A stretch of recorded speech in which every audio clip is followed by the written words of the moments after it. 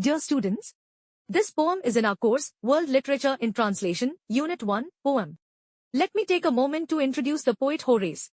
Quintus Horatius Flaccus, known in English as Horace, stands among the foremost poets of the Augustan age in Rome, a period that witnessed a flourishing of literature under the patronage of Emperor Augustus and Maecenas.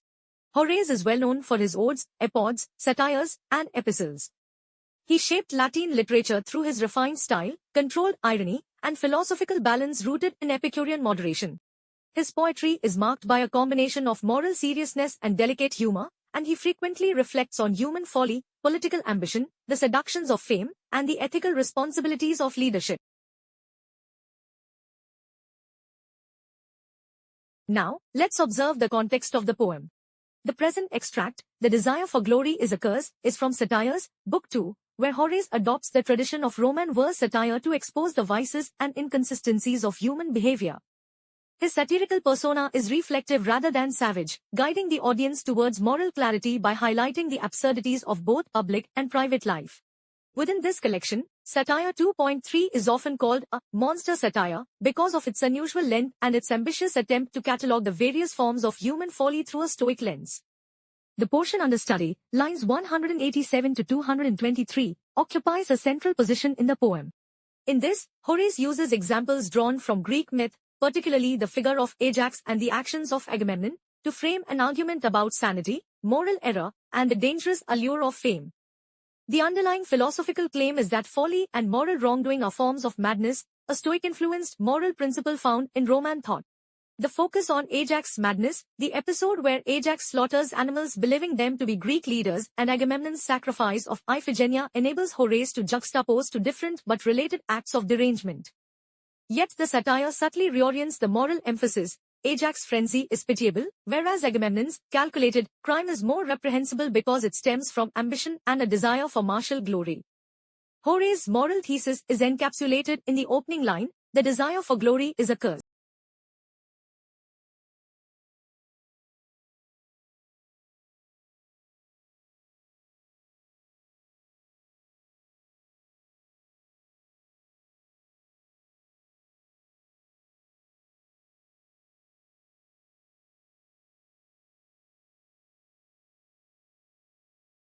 To understand this poem better, I'll briefly narrate the details of the Trojan War. In ancient times, there was a beautiful and powerful city called Troy, located near the sea. Its high walls were so strong that no enemy could easily enter. The Trojans were proud people led by their brave princes, including Hector and Paris. Across the sea lived the Greeks, many kingdoms joined together, each with its own king and warriors. What happened between them became one of the most famous stories in history, the Trojan War. The trouble began with a golden apple. The goddess Eris, who loved mischief, threw an apple marked for the fairest into a gathering of gods. 3 goddesses claimed it: Hera, Athena, and Aphrodite. They chose Paris, a Trojan prince, to decide which goddess was the fairest. Each goddess offered him a gift. Hera offered power. Athena offered wisdom and victory in war. Aphrodite offered the love of the most beautiful woman in the world. Paris chose Aphrodite. She gave him Helen, the queen of Sparta, though she was already married to King Menelaus. When Paris took Helen to Troy, the Greeks were furious. Menelaus called upon all the Greek kings and heroes to help him get Helen back.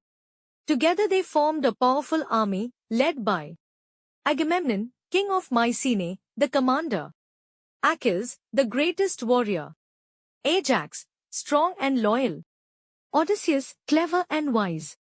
They sailed across the sea to attack Troy. The war began. The Trojan War lasted 10 long years. On the Trojan side, Hector, the noble prince and greatest warrior; Priam, the wise king; Paris, whose choice started the conflict. On the Greek side, Achilles, nearly unbeatable in battle; Ajax, brave and mighty; Agamemnon, the commanding king; Odysseus, the hero of clever ideas.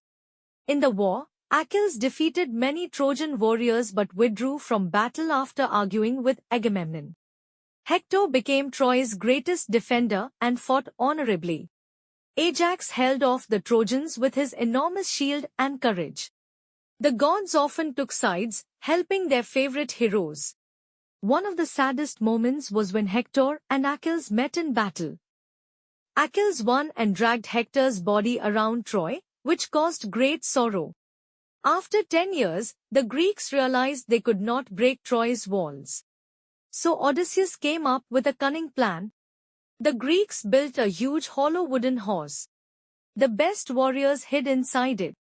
The rest of the army pretended to sail away. The Trojans found the horse and believed it was a gift of peace. They pulled it into the city. In that night, the Greeks inside the horse crept out, opened the city gates, and the Greek army returned. Troy was finally defeated.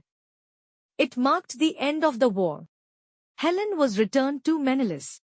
The Greeks sailed home, though many, like Agamemnon and Odysseus, faced difficult journeys.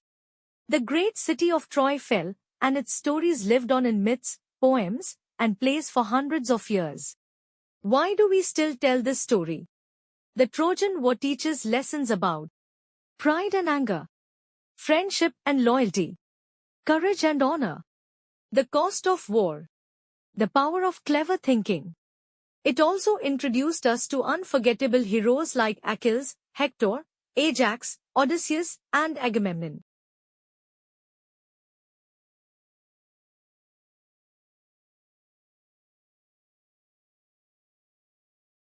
During the Trojan War, there were many famous heroes, but two of them, Ajax and Agamemnon, became remembered not only for their strength, but for their struggles with honor, anger, and difficult choices. Let's have a closer look at the stories of these heroes, which will help us to understand our poem in a better way. First, I'll brief you about the story of Ajax, the strong but sad hero. Ajax was one of the bravest and strongest warriors in the Greek army. He carried a shield so big it was said to be like a moving wall. He never ran away from danger. He saved many Greek soldiers when times were hard. One day, Ajax fought Hector, the greatest warrior of Troy. They fought fiercely, but neither won. Instead, they exchanged gifts and showed each other respect, something very rare in war. When the strongest hero, Achilles, died, the Greek leaders needed to decide who deserved his magical armor. Ajax believed he should have it because of his courage in battle.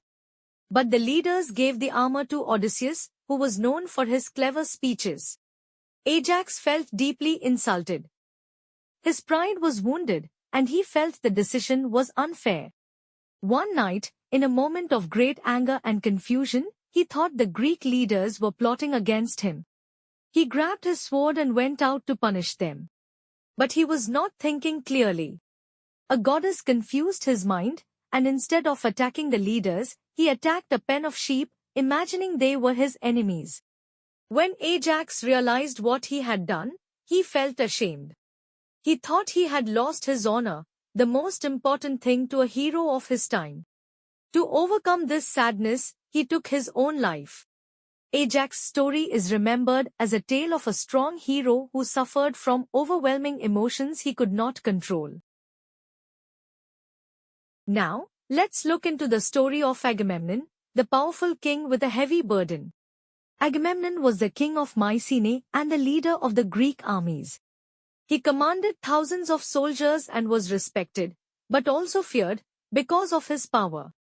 Before the Greeks could sail to Troy, something strange happened. The winds stopped blowing. The ships could not move. The army was stuck. A prophet said that the goddess Artemis was angry, and only one thing would satisfy her. Agamemnon had to sacrifice his daughter, Iphigenia. Agamemnon faced an impossible decision. Save his daughter or lead the Greek army to Troy and keep his honor as commander. He chose the army over his family. According to some versions, Artemis rescued Iphigenia at the last moment. In others, Agamemnon carried out the sacrifice. Either way, the story shows the painful cost of leadership built on pride and ambition. During the war, Agamemnon often argued with the other heroes, especially Achilles. He took Achilles' prize from him, leading Achilles to withdraw from battle, nearly causing the Greeks to lose the war. After the Greeks won and Agamemnon came back, he was killed by his wife, Clytemnestra, who had never forgiven him for what happened to Iphigenia. Agamemnon's story reminds us that even the mightiest leaders can make choices that bring sorrow upon themselves and others. In this poem, the desire for glory is a curse. Horace retells moments from these myths.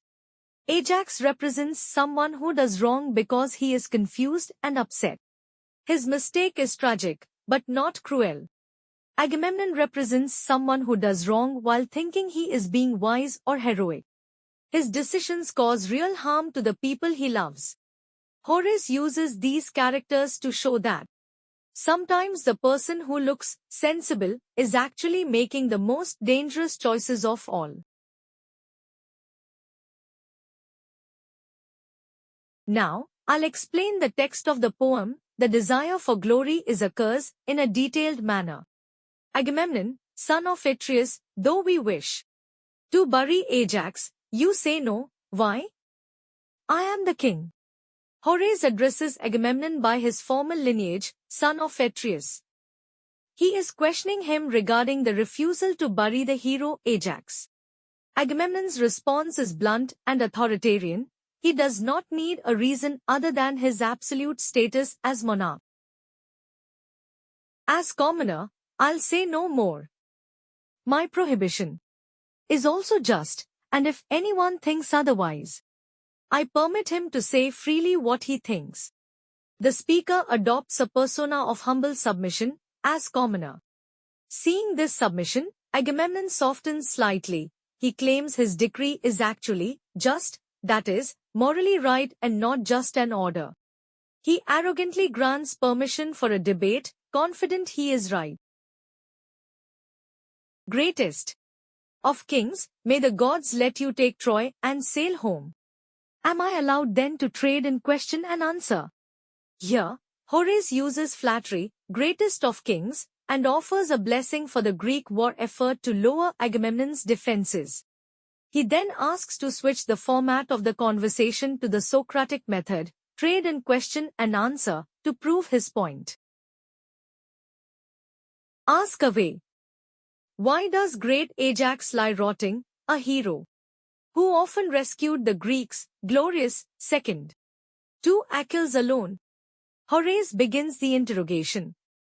He lists Ajax's credentials to highlight the injustice. Ajax was a savior of the Greeks and ranked second only to the legendary Achilles. He insists that leaving such a hero rotting is a severe insult. Is it right Priam and his people exult, since burials denied one who denied it their sons? Here, Horace points out the strategic irony. By leaving Ajax unburied, Agamemnon is making the enemy, Priam, king of Troy, happy. It notes that Ajax had previously refused burial to Trojan soldiers, their sons, making it ironic that he now suffers the same fate. Insane, he slaughtered 1,000 sheep, shouting that he was killing myself, Ulysses, and Menelaus. Agamemnon provides his justification. He claims Ajax forfeited his rights because he was insane. In a fit of hallucination, Ajax killed livestock, believing he was assassinating the Greek leaders, Agamemnon, Ulysses, and Menelaus. And when at Aulis you, shamelessly, set your daughter before the altar, instead of a calf, sprinkling her head with salted meal, were you sane? Horace pivots immediately to attack Agamemnon's own mental state. He references the sacrifice at Aulis, where Agamemnon killed his own daughter, Iphigenia, to appease the gods. Horace emphasizes the horror of substituting a human child instead of a calf and applying ritual, salted meal, to her head as if she were livestock. What harm did he do? Slaughtering the flock with his sword? He spared his wife and child, he'd plenty of abuse for the Atridae. Yet he showed no violence to Teucer or Ulysses. Horace compares the two crimes. Ajax' madness resulted only in dead sheep. He did not physically harm his family or even the rivals he hated, the Atridae, Teucer, Ulysses, limiting himself to verbal abuse only. But to free my ship stuck fast on a lee shore, I placated the gods, in my wisdom, with blood. Agamemnon defends the murder of his daughter as a wise political necessity. The Greek fleet was stranded by lack of wind. He claims he had to spill blood to satisfy the gods and launch the ships. Yes, your own, you madman. Mine, but not in madness. Horace interrupts to emphasize the unnatural horror. It was his own blood, his daughter. Agamemnon tries to split hairs, admitting the act was extreme but denying he was mentally unstable, not in madness, when he did it. A man who holds wrong views, confused by the turmoil of evils considered disturbed, and whether he errs from anger or foolishness makes no difference. This acts as the philosophical thesis of the poem. The speaker argues that madness is not just hallucinations, it is the holding of wrong views or moral confusion. Whether the cause is anger of Ajax or foolishness of Agamemnon, the result, a disturbed mind, is the same. When Ajax killed innocent lambs, he was judged insane. When you in your wisdom do wrong for empty glory, is your mind sound or your swollen heart free of fault? Horace exposes the double standard. Killing lambs makes one insane, but killing a child for empty glory or political fame is considered wisdom. Horace questions how Agamemnon can claim his swollen heart of arrogance is free of mental fault. If a man liked to carry a sweet lamb round in a litter, providing it clothes, maids, gold, like a daughter, calling it baby or Goldilocks, planning to marry it to a fine husband, the praetor would issue an order, taking control, passing his care to his saner relations. Horace uses a hypothetical legal scenario. If a man treated a lamb like a human child by dressing it, naming it, marrying it off, the government, the praetor, would declare him legally insane and give custody of him to his relatives. What, then? If a man offers his daughter mute as a lamb, is his mind sound? You'd say not. The poet reverses the analogy. If treating a lamb like a human is madness, then treating a human, Agamemnon's daughter, like a sacrificial lamb is also madness. So where there's perverse stupidity, there's the height of madness, criminals are madmen too. Horace draws the final conclusion. Moral stupidity, the inability to distinguish right from wrong, is the ultimate form of insanity. Therefore, all criminals are essentially madmen. He whom glittering fame entrances hears the thunder of blood-loving Bellona round his head. The poem closes by diagnosing Agamemnon's specific illness. He is entranced by the desire for glittering fame. This desire is a delusion that puts him under the influence of Bellona, the goddess of war. It means that his sane ambition is actually a violent psychosis. This poem, The Desire for Glory is a Curse, is taken from Horace's Satires, Book 2, Satire 3, where Horace critiques human folly, irrational desires, and moral blindness. In the quoted section, he uses a dramatic, quasi-dialogic device to expose the contradictions in Agamemnon's behavior. Horace stages a rhetorical exchange in which he rebukes Agamemnon's refusal to bury Ajax, contrasts Ajax's temporary madness with Agamemnon's morally sanctioned atrocities, such as the sacrifice of Iphigenia, shows how the pursuit of glory distorts reason and leads to ethical collapse. Thus, despite the dialogue-like form, the entire argument is voiced and controlled by Horace the satirist, not by a dramatized character from epic tradition. Horace is the speaker, using invented speech to reinforce his satirical point about the madness inherent in the desire for fame and power.